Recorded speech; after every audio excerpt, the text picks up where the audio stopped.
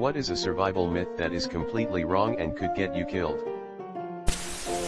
The YouTube videos on how to unarm an attacker from close range. You'll die before you can yell yeehaw. If you have to forage for food, avoid mushrooms entirely. Odds are so slim you will find an edible kind that you're much better off looking for things like nuts, seeds, and berries. Edit. This is not the myth. This is the truth. They also hold negligible amounts of calories, so even if you are knowledgeable about fungi it still isn't worth it. Guess the only scenario where you might go for it is if you have knowledge on edible mushrooms and stumble upon a grove full of them.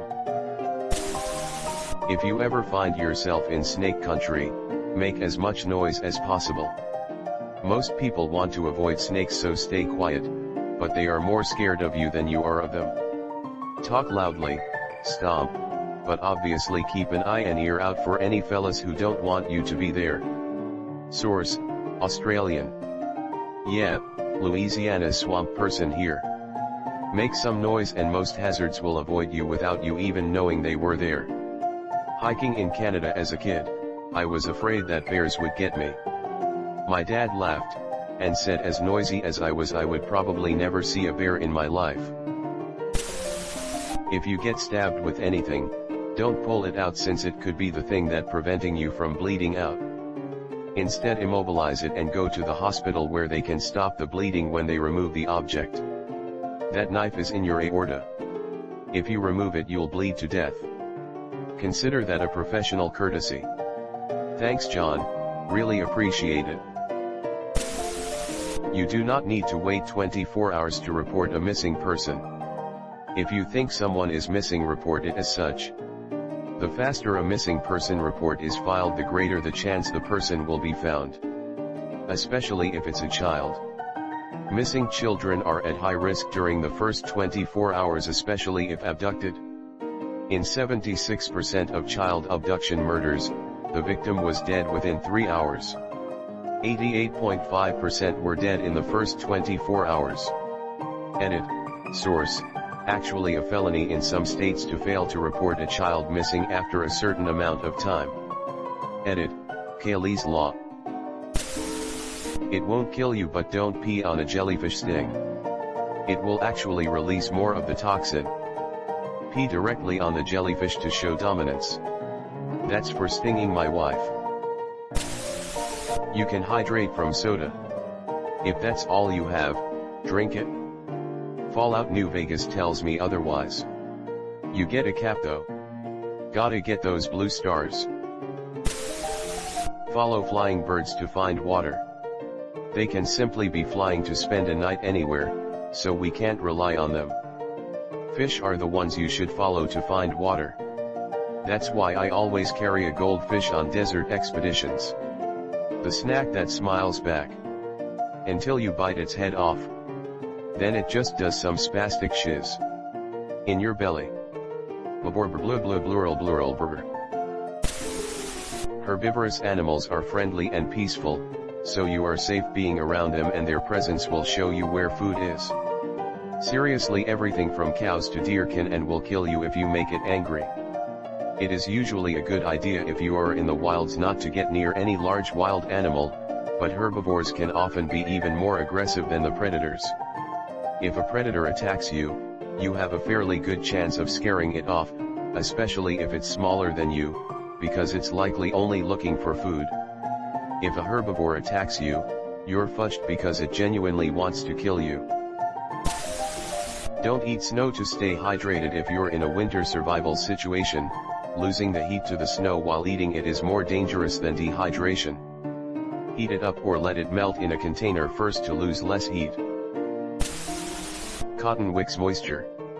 Cotton is probably the worst material to wear in an outdoor survival situation because it holds moisture and in doing so loses its ability to keep you warm. Yes, this is what wool is for, not cotton. I hear that cotton wicks the scratchy from the wool. If your wool is scratchy it needs more lanolin. I love my all wool gear and it's softer than cashmere, also the oils in it will keep water out. A lot of Southeast Asians believe going from heat to air con, jumping in a swimming pool on a hot day, or even fans will kill you. So many deaths happen every year because people are afraid of being shocked to death from going from hot to cold too quickly. The fan thing is a polite fiction for suicide. It's easier to blame it on a fan than to admit that the person killed themselves. So everyone pretends the fan killed them. In America they do the opposite. Report some murders as suicides so the jurisdiction murder rate doesn't go up. The TV show The Wire illustrates the politics that leads to this well. Punch a shark in the nose. As a diver, there was a joke that we're supposed to use our dive knives for shark attacks. We'd cut our dive buddy and swim away, hoping the shark would get them first. The old. You think you can outrun a cheetah?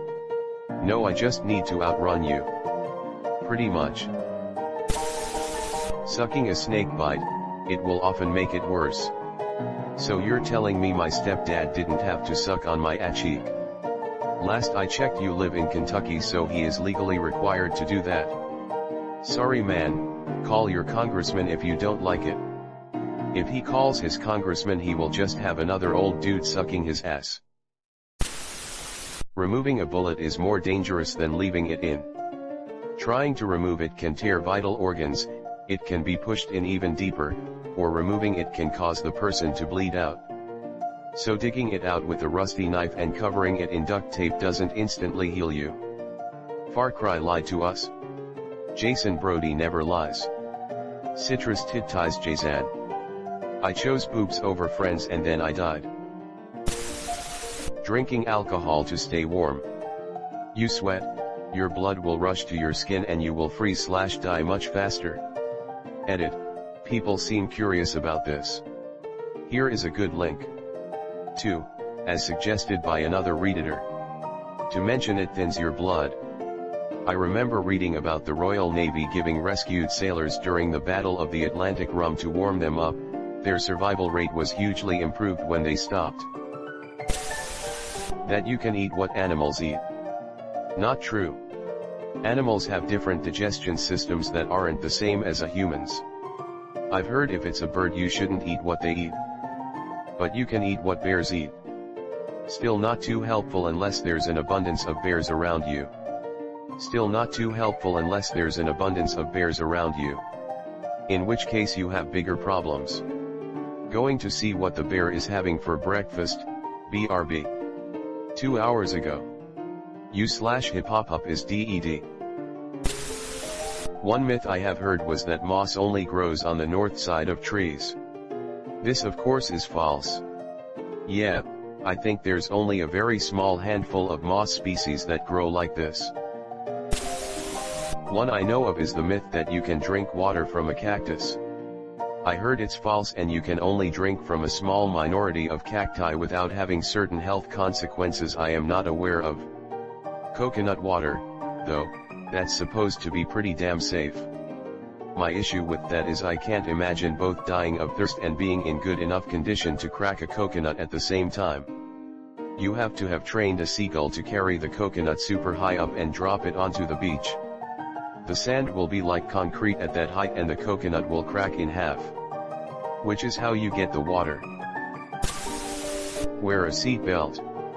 There's myths about it being bad if you go into a lake or there's a fire, but 1, that is an incredibly tiny proportion of car crashes, and 2, if you're in that situation, you're far more likely to be knocked out and die of inaction if you're not wearing a seat belt.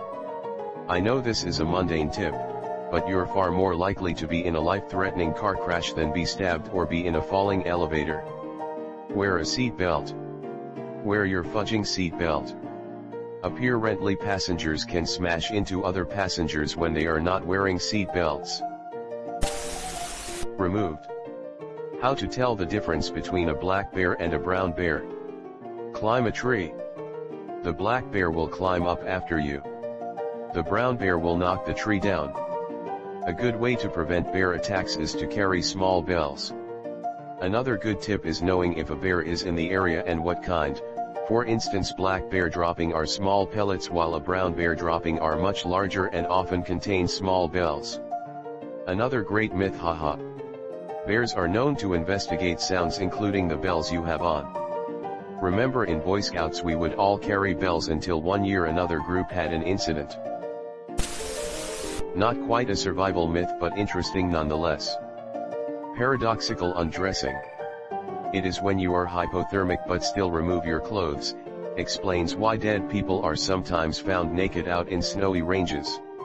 It is usually during the final stages of hypothermia, and the theory is that your blood vessels give up on constricting blood flow to your skin/peripheries, so you suddenly feel super warm and remove all your clothes, which in turn causes you to die quicker.